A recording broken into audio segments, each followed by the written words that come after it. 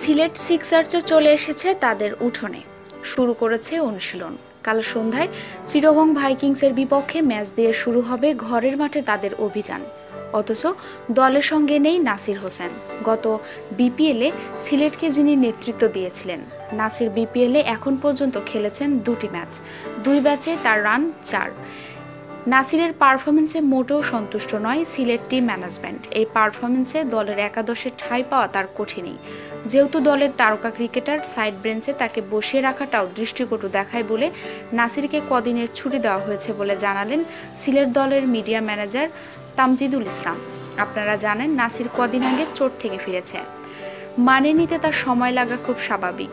এখন সে যে সময়ের মধ্যে দিয়ে যাচ্ছে, তাকে একাদশে অন্তর্ভুক্ত করা কঠিন হয়ে যাচ্ছে টিম ম্যানেজমেন্টের। আর একাদশে না থাকলে সাইড বেঞ্চে থাকতে হবে। মানের একজন খেলোয়াড় সাইড বেঞ্চে বসে থাকাটা তার জন্য বেশ অস্বস্তিকর। দলের জন্য আমরা একটু সময় দিচ্ছি, সে যেন নিজেকে সময় দেয়। আবার আমরা যখন ঢাকায় ফিরব, সে দলে যোগ দেবে। একাদশের সুযোগ পাওয়ার নিশ্চয়তা নেই বলে দলের সঙ্গে থাকা যাবে না, বরং দলের সঙ্গে থাকলেই তো নিজেকে ফিরে পাওয়ার উপায় খুঁজে পাওয়া যায়। সবচেয়ে বড় কথা, দলের সঙ্গে থেকে যে অনুশীলন ও অন্যান্য সুবিধা পাবেন, সেটি কি আর অন্য কোথাও পাবেন? তামজিদুল অবশ্য বলেছেন, দলের এই সিদ্ধান্তে নাসির কোনো আপত্তি করেনি। সে কোনো আপত্তিই করেনি। সে নিজেও বুঝেছে একটা বিরতি দরকার। তার আপত্তি তখনই জানানো যায় যখন আপনি শক্ত অবস্থানে থাকবেন।